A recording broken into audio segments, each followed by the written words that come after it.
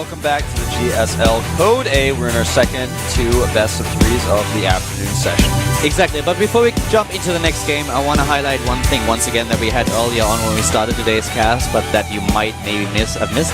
We have the GSL starting with a pre-season tournament next Saturday, this Saturday actually. Yes. And it's going to be in Heart of the Swarm, so make sure that you tell your friends about it, make sure that you go to Reddit, that you upload a thread if there is one, if there's none then create one. Exactly. We have the GSL coming up, it's going to be Saturday, Sunday and on Monday for the next 2 weeks. And this is going to be the first in time Heart of the Swarm ever a Heart of the Swarm LAN is up with players playing in the booth, Korean pro gamers at the highest level, so you guys can really see what Heart of the Swarm is going to be like out and there. a lot of those Koreans are exclusively practicing Heart of the Swarm these days. Most of them, in fact. Yeah, it's still a beta, but still, we are getting closer to the release date where Blizzard has a stable version out there. So don't forget about it. This Saturday it starts, and this is the first time that we announce it. So make sure that you spread the word so that everyone knows that this is going down on a Saturday. And from this point on for the next 2 weeks. But of course, we also have the individual league. Exactly. It's time for SOS versus S2 here. And we're going to take a look at our first round maps. And you guys can see the faces of our players, because a lot of you guys have not seen S2 just yet. Yeah, there we have both of them. Stars SOS, aka Shy, versus S2. Zerg versus Protoss. Cloud Kingdom is the map that we start things off with today. I gotta say, his stylization of his name is a little bit weird here. Like, it looks like Stwo. Yeah. Like, the only thing I can think of that's similar to this is Mewtwo from Pokemon, but his name is, it just looks, it fits a little bit better. For him, he should have at least capitalized the T, yeah, or used like 2 I's or something. We talked about this on the subway when his name came up the last time we were here at the second day of Code A. I actually didn't even get it. I know him as S2 with a 2 as a number, but when I saw the nickname, I just read it. I'm like, well, I don't know this guy. Must be a new guy. And then at some point, I'm like, oh, okay, S2. Yeah, obviously he has to use his ID just because in Battle.net you can't use numbers in your ID. Yeah. Well, right now we're heading into game number 1. Cloud Kingdom is the first map. It is Shy versus S2.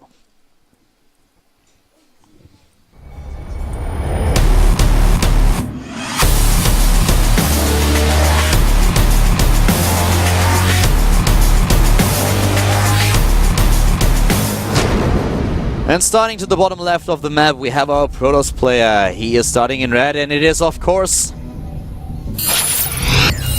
웅진 스타즈 SOS. No, spoiler alert there on the Nexus, it shows his name. The first Wunjing Stars Protoss today was able to advance just in the last best of 3 series. Now we have this guy up against a Zerg player, though. Starting to the top right, we have SK Telecom T1 S2.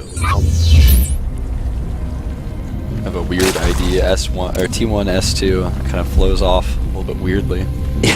Well, I think it kind of does, yeah. Yeah, but that's fine. You know, that's his ID. In Korea, Korean programmers not really care about their IDs. That's why you have a bunch of silly IDs. Yeah, in Korea, usually when you have the Korean casters, they only use the real names of the players.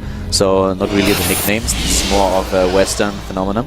Yeah. Something that probably won't ever change, but yeah. Yeah, I think so. I mean, I've noticed a slight more common usage of names. For example, a lot of the referees call the players by their names, like Marine King, but except they call Marine King, but they call him Marine King in Korean even instead of Marine King. So it's kind of weird, but it's just not quite the same. It's a little bit of a cultural difference. Yeah, in a Western broadcast and an English broadcast, it would be very weird to call a player by his real name. You know, in Korea, I would feel awkward, to be StarCraft is just more of a mainstream, except it's sport, and I think that's the reason why.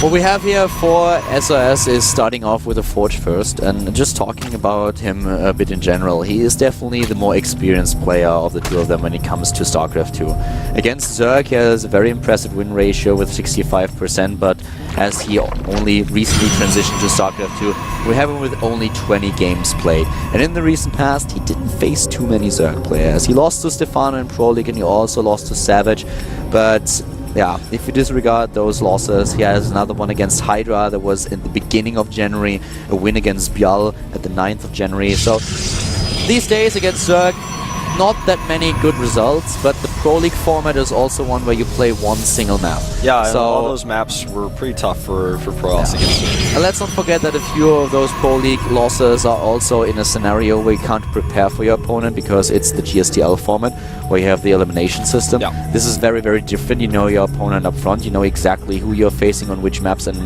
what kind of style he plays, so you can prepare.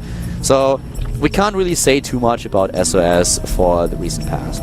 About his opponent, just in general, 5 games played against Protoss, 3 wins, 2 losses. Of course, nice to know it and throw out there, but it doesn't really tell us a lot. Yeah. S2 goes for a fast third base, and something else I want to talk about regarding Heart of the Swarm is this is the last Wings of Liberty tournament, major tournament in Korea. So for these guys, as soon as they lose here, if they do, they're going to go play Heart of the Swarm immediately. But this is important because it may be even harder to qualify next season on a game that's less figured out, that's not necessarily really as balanced or polished. Not to get into that topic, we'll talk about that a lot more during GSTL, but you know, it's going to be a lot more difficult, I feel, in Heart of the Swarm to qualify. So if you fall down on that qualifier, next time you qualify, you're going to be playing on a completely different game. This is a new game even. I was thinking about this morning. You know, when we talk about stats for players in different matchups, yeah, Heart of the Swarm is similar to Wings of Liberty, but I'm like, should we even think about their stats like in a new game? Like, No. With Heart of the Swarm, it resets. Yeah, that's what I feel. You know, like Heart of the Swarm, I think everybody's stats need to start over. You can't say, well, he's really good against Terra. I mean, yeah, he was in Wings of Liberty, but that's just something to think about going into this. Stargate is the choice for SOS. For me personally, Heart of the Swarm resets all the statistics. You can talk about the Wings of Liberty stats, of course. That makes a lot of sense. But in terms of what do those statistics actually tell me?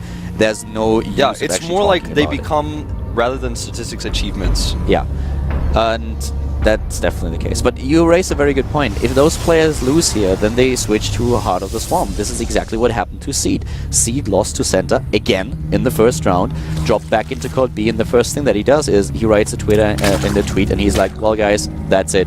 I just deinstalled Wings of Liberty. I'm only gonna play Heart of the Swarm from now on. Exactly, and that's the smart choice for any programmer to make right now. Yeah, of course, there's just no point in playing Wings of Liberty anymore when you know that all the major tournaments from this point on are going to be played in Heart of the Swarm. If you're not in Pro League and you're not in Code A or Code S, then you're done. That's it. Foreigner or Korean alike. This is actually a situation. I mean, we talk a lot about these things as you see what's unfolding here. But at this point, we didn't have a lot of aggression. So we have Stargate opening against S2 here. We will, of course, switch the game as soon as it's necessary. But one of the things that I want to highlight is that a lot of players that have to participate or will participate in the last Wings of Liberty tournaments, IPL, for example, in the late round here of the GSL. Yeah. Those players, they are in a weird situation because they're behind now. Yeah. Exactly. Everyone is switching already to Heart of the Swarm, and I talked to a few of them, and they're like, I want to play Heart of the Swarm because I don't want to lose any advantage. I want to be at a disadvantage here, but at the same time, I have to prepare for those last Wings of Liberty tournaments because they're really important to me. So it's weird for me to just have a healthy balance between the two. Exactly, because the openings and how things work are so different in Heart of the Swarm already. And of course, there are going to be a lot of changes in Heart of the Swarm, but still, it's a completely different game. So you need to find those new openings and timings, and if you're able to grow with the game, that's going to be a lot easier for you. Yeah. Here comes the first lift. He's only got 3 queens here. The fourth one's rallied across. But with 2 queens and now the sport finish, I think he can get 1 queen and he will not be able to kill a second queen. He barely got that one as well. So this is so far not really accomplishing too much for SOS, but if he keeps him alive, he should be okay. Nice Overlord pulls, and S2 is not skipping on spores. He has 2 spores in his main and his natural. Very few Zerg players actually commit this heavily to spores. Yeah. But I like it, especially since he can now protect his queens. He only has 5 drones mining from his mineral patch in the main. Saturation a little bit left to be desired with all the Queen gets picked off here, a good angle for SOS. There's a massive Ling counterattack going for the third base, and if he doesn't hit his force fields perfectly, he will have to cancel that. The thing that really was a little bit weird is that he lost one of his Phoenixes already. Oh my god. Not in hold position! He gets in the main! Mana, is it you? It starts to seem like it. Weird targeting there since some of his Lings on a gateway. Now he starts to go for the probes. That is bad. losing mining time, losing harvesters. He's losing a lot of harvesters here. The Void Ray revealed everything here, and those Phoenixes are still trying to do damage, but they are right above one of those, one of the Spore Crawlers. Yeah, he almost actually lost one of the Phoenixes because the Spore was made and he wasn't paying attention to him, dealing with the Lings in the main. 7 investment away. I mean, S2 didn't do a massive amount of damage there, but it was annoying, and it just allows him to smoothly move into the next phase. He has a macro hatch and a 4th hatchery going down, 4th base, which will become his 5th hatchery with infestors out. And if those Phoenixes are not moved right now, he can get them trapped. Yeah. This Void Ray is so important. We see players use this all the time at this very specific base on this map. That was just so horrible right now for the pros. He lost 11 harvesters here. S2 is doing a really good job there. With all the infestors out now, he can do so much. He has enough of them to use the infested Terrans, make sure that the air aggression is not going to be an issue anymore. He can take up. He should be. Oh, there come those Phoenixes, and this is actually exactly what he tried to avoid. Yeah, now he gets the Phoenixes fungal. The Void Ray will survive just a little bit longer. He needs to use another fungal on it. Takes out the Phoenixes. Looks like the Void Ray is going to stay alive to fight another day with 26 hit points and 6 kills. But this is a much better trade for S2, who now eliminates the Phoenix threat and has this hatchery finishing. So how many infestors did he lose? 2, right? I think only 2. He has 60 left, so yeah, looks like 2. Well, Hive is nearly about to finish very early in the game, and we also have the Spire now about to be completed. +1/+1 on the way, the 4th base. So SOS, with a +2/+2 now on the tab, can go for a really massive timing here and trying to hit before the Broodlords are out, which is most likely what he's going to do. Yeah, and he needs to hit fast if he's going to do that, though. Man, like you said, this is one of the faster high plays we've seen. He could actually start at the 13-minute hour. Then 13-minute mark, he can start in the greatest lines. I just love how he utilizes those Zerglings over and over again to put aggression onto the 3rd base to force his opponent back. So it's not like this is going to be easy to pull off for SOS. S2 is playing really well here. So 2-2 on the way. He has double forge, so he's really hitting those upgrades out. We don't see a lot of spine crawlers though. Only 2. That's not really going to be enough if he wants to stop what's coming. I think he'll start a few, but he needs to start them soon because the attack will come across, and if he doesn't have them ready until the attack starts moving, that's wasting maybe. We only have 3 Immortals, by the way. There are no Colossi, only 3 Immortals. This is not a massive army. This is actually... This is going to be a zealot-heavy upgrade army. The upgrades are the most important part for him here. It's going to be +2/+2 versus +1/+1. And he will have Archons, but, you know, this timing is very thin. He needs to go soon. And I think S2 needs to realize, though, that he cannot skip on the spines. He actually needs to make those very soon. That's the problem that I see here. No spine crawlers. He has the infestor count, and with good fungals, he can certainly delay this and also damage the melee units a lot. But without spine crawlers, this is going to be difficult. He needs a lot more time. The Greater Spire is not done, and SOS is moving across the map. S2 has to run by potential. He needs to get his investors ready as well. And he needs to get Adrenal Glands. Oh, if he can buy enough time for Adrenal Glands, that would be really good. Oh, and he's, with this rocks being in the way, and SOS being patient here, because he knows if he tries to run up without the rocks, that he can just get fumbled. This is a good angle that SOS could try to come in on with all these Archons, but he's waiting, and Adrenal Glands is going to finish now, man. But the upgrade's 2-2 to 1-1. He does only morph 1 Broodlord. Now he finally starts the rest of them. That was a little bit late. Here comes SOS, trying to move in. Guardian Shield is up, and the infested Terrans are being morphed. Where are the Fungals? Fungals number 1 is good. The second one not in just yet. The Zergling's strapped on the high ground. Oh, the Infestors getting all owned as well here, but the Broodlords are going to finish, and that's when the Broodlings are going to really change this fight. Roaches versus Zealots, obviously always going to be a good fight for the Roaches. And here come the Broodlords. The first one is ready, and SOS is immediately moving back, trying to get his blink up. He does not have a lot of Stalkers here. This is a Zealot-heavy army. He's going Zealots with Archons, with a few Immortals supporting his Roaches, which is actually a great composition if your opponent doesn't have Broodlords. Exactly. You have to hit it early enough, and that's something that he did not achieve here. Yep, and now he's pushed back. He's got no 4th base, and SOS, he probably won't be able to get a 4th. This one Phoenix is kind of cute, but... And also, he did not lose the 4th. This is so important. S2 was able to save his 4th base. And right now, we have the upgrade lead for SOS, but he's not starting +3/+3. We still have him on +2/+2, which means that S2 is most likely gonna be able to catch up here. Blink isn't even done. Think think about that. I mean, he couldn't use Blink in that fight, even if you were able to get rid of the roaches on the ground. He just didn't have it. He hit with a fast time, but the Greater Spire was even faster, you know? And now he's just going to siege up with the Broodlords, expecting there to be a Nexus there, and there is, in fact, not just yet. The Broodlords, though, that one Phoenix and the Void Ray are starting to do some real damage here. He's going to have to react. Yeah, not start to lose his units. It's really annoying. He needs a few Corruptors there, at least get the Queens close enough. And now the Queens are in range of the Phoenix. Bye Phoenix. Yeah. One Broodlord is damaged, but it gets transfused. Using that transfused energy a lot earlier than he originally planned to. Yeah, one Void Ray kill. Actually, he's going to get now 2, 3 Broodlords down, and this is actually great control by SOS. S2 may have overextended here. Yeah, look at this army. If another blink, he can blink right beneath those Broodlords, and all those units on the low ground. Trouble, man. He's reinforcing with a lot of roaches, but the Broodlords, can they really do the damage? The Immortals are still alive. There it is. The Immortals are still alive, so all those roaches are not going to be the right composition here. He transfuses and tries to keep the Broodlords alive, but suddenly S2 is dropping in supply, so does SOS, but he is moving in and taking down those expensive units one by one. The Infestors are gone, the Broodlords are now dying as well. It's crazy. He just used all of his larvae on 52 lings. Look at his bank. He's got so many resources he can't spend right now. He's trying to decide the best composition to make. S2 is in a lot of trouble. And Cutter, imagine if he had those spines. He doesn't have them. Yeah. With no spines here, this is going to be so difficult to defend.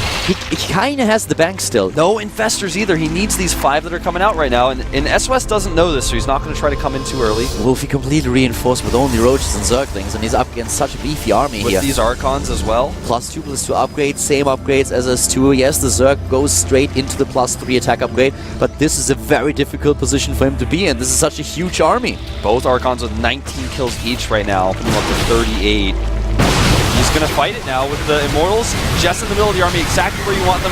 Good Roach Micro, though. The Archons at the back here doing their damage. I think it's just a little bit too much. Look at this army, another round of Warpins. The 2 Immortals are gone. There's 1 left, and the Immortal is doing a fair amount of damage here, taking down Roach after Roach. Exactly. With that pylon still here, the Warpins are just too much. He doesn't have enough larvae. He spent too much larvae on those 52 lings. Spineclaw is at the top of the ramp here, being extremely worth their minerals, but he takes out the Archons. The problem is he's going to lose this hatchery. All these roaches are going to die if SOS wants to kill him. This is such a great position now for SOS. He's in a really good spot. The Infestors, he could pick them off. He doesn't have enough energy left. Yeah, he just wants to fight like this, but with another good blink, he can get out of the range of those infested Terrans and just fight against the roaches, which is all that he wants to do at this point. The 3-base economy is working so well for him. Yes, S2 has the resources, but he does not have the larva. Yeah, he does not have the larva. The lings, 2-2 has finished, which is allowing him to fight a little bit better with them. But the larva is the big problem. He could have blinked on those roaches and killed so many of them. S2 is not out of this yet. He is getting more Infestors, and with the 6 that he's just adding, he's going to go up to, it looks like, about 14. Actually 11, I misread the production tab there. So 11 Infestors still. That's quite a few, and it looks like SOS can move back and take 6. Yeah, he wants to take his 4th, and he does. S2 is just trying to get the lava out there, trying to build this army up again. He had such a huge death ball and moved forward, but he was a little bit overzealous, and in the fight itself, SOS looked so much better. So the counterattack of the Protoss did enough damage, took down the 4th base. S2 is still in this game, but this is not the position where they want to be in. Yeah, this is not what he wanted. Resources lost, fairly even still. Warp Prism is spotted here. The Warp Prism actually, with a good Cell Warp, and has the damage output to kill this Oh god, another Zergling run by, into the main base, into the natural, taking down Harvesters. Now he has to warp in the main instead of warping in at that Warp Prism. Here come those Zealots. He will clean this up, but this is very annoying, and you can't use that Warp Prism now. Yeah. And the Zealots are splitting, so the Zerglings, so it's very difficult for him to actually defend against this. Doesn't even spot the base to the top left with the Warp Prism. Yeah, he doesn't know. If he did, he would go for it. He's going for the main, where he wants to get that Greater Spire, but there's double Queens with Transfuses as well as a Spore Crawler, double Spore. He's not going to be able to kill this Greater Spire. And now the Broodlords are back to business. We have a lot of Infestors. He has 11 in totals, and already 4 Broodlords, more on the way. He's really trying to figure out what to do with this Warp Prism. Constantly flying it around, but not actually committing to a warp in just yet. This attack will kill the 4th base. There's not enough Zerg units on the map. They're too far away. The Lords come down, but they're way too late. He has to cancel. He cancels right away. He knows exactly that this is not going to work, but he still has this hidden expansion to the top left. This expansion to the top left is important, but it's not mining yet. SOS goes for the attack here. He wants to get one of those Blue Lords, and he does, but Not the best trade. He needs to defend this Roach counterattack, though. This is really smart. This is exactly what S2 needs because his economy is in shambles. He needs to make sure the process is the same. He does kill that Nexus.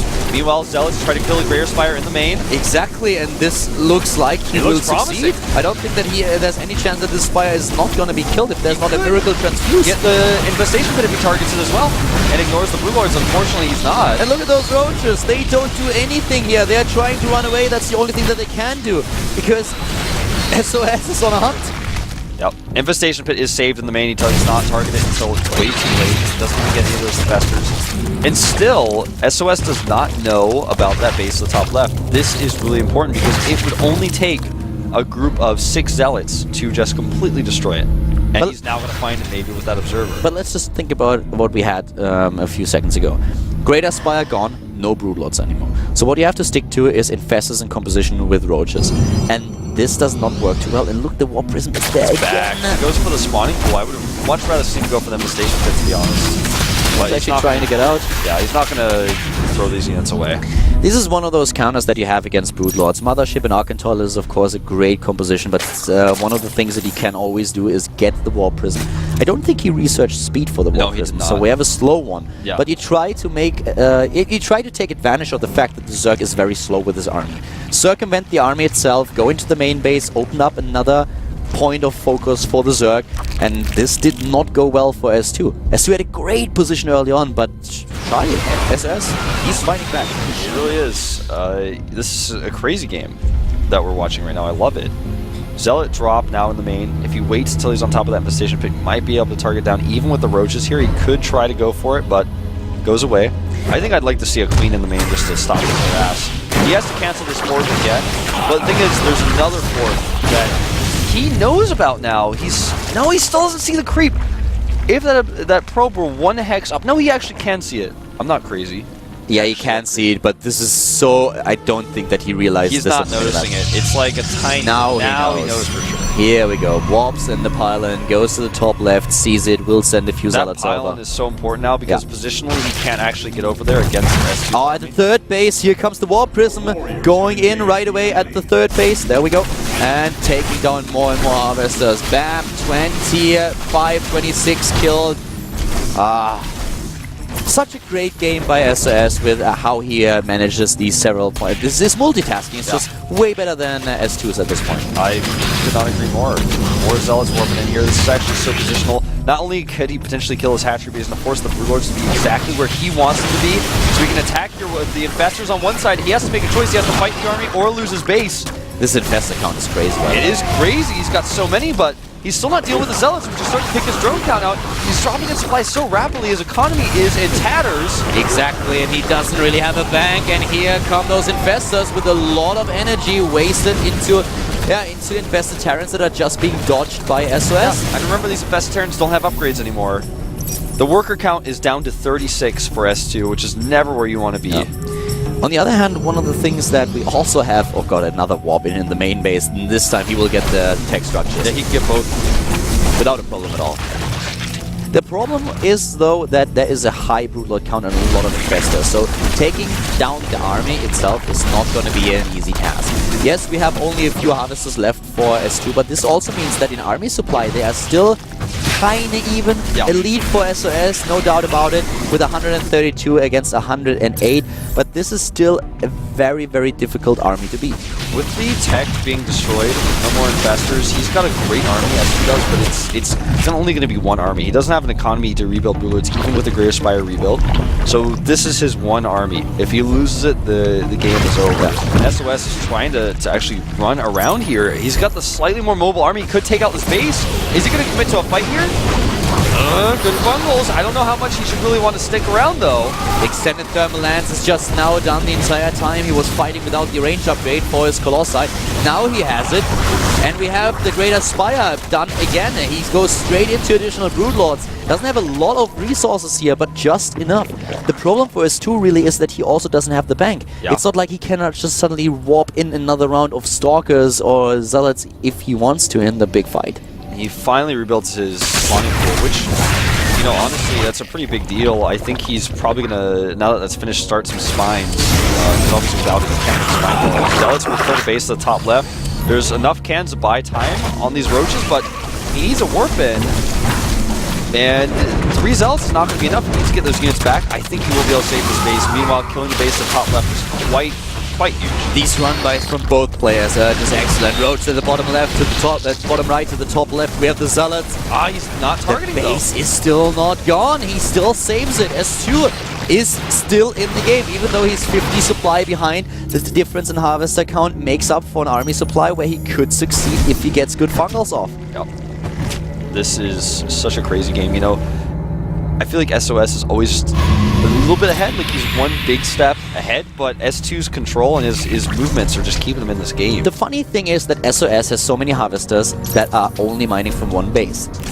He does have the harvester lead, twice as many as his opponent, but he can't really use them because he has only one mining base at this point. For S2, we have 2 mining bases, let's say 2.5 with a couple of mineral patches left of the 3rd base. So his saturation is much more efficient. Yeah, I can see SOS use his big army to just take another base, take the Nexus to the bottom right, and then just hold on with his army, get the better economy, and even try to take the mothership. Because clearly he's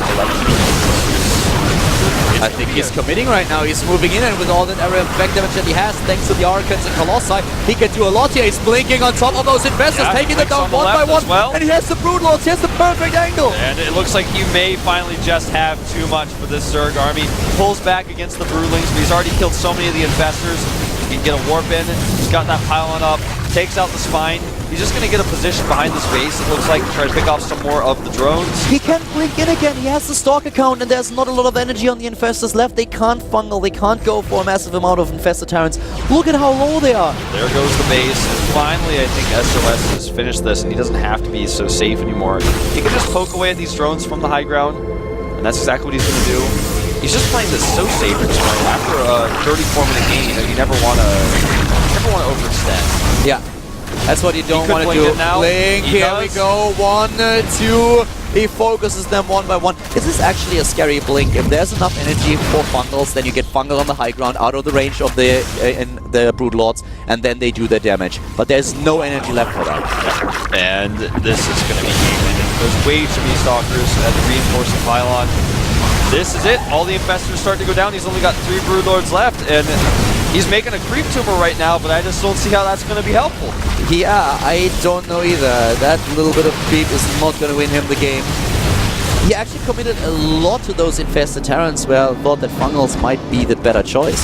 He needs to keep those Stalkers at bay, and there was a lot of times where he didn't succeed. And again, Infestor's gone, the Stalkers blink in, and the GG is imminent as S2 loses the rest of his Broodlord army.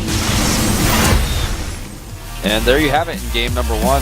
We are only in game 1 of this series, though. It was a pretty long game. We're going to Planet S, though. Yep. And S2 has the chance to tie things up.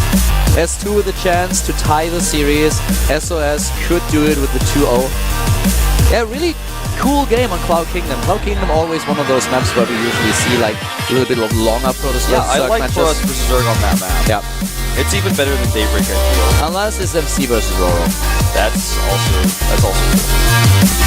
That's always a little bit funny. Well, soloing all in could be exciting. Yeah. Yeah, MC running into this build like 2 times, once on Cloud Kingdom and once on Daybreak. But we are heading into Neo Planet S now. One of those earlier maps. Both players will have a lot of experience here. They had to play that in Pro League. We're practicing there as well. So another Protoss versus Zerg coming up, and S2 looking good for like half of the game. Yeah. And then suddenly when he loses his army, when he overextends, it's time for SOS to shine, and he takes the game. He comes back, he makes all the right decisions, plays it very low economy, does not take another base, even though he was only mining from one nexus. Just compositionally, he was making all the right choices. Yeah. And also from his position. Defending those Roach run-bys and trading against the Roaches was really important because S2 did not have an economy where he could afford to use those Roaches twice, and he lost them twice. So then he just didn't have enough support. His army was way too slow to try to pick off the Nexus, so if he goes for the Nexus, then he just dies to a counterattack. What you really could also see is that those Infested Terrans suddenly don't have an advantage of the upgrades of the Zerg player. That really came into play, given the amount of Infested Swarm X that he used. But now, focusing on game number 2.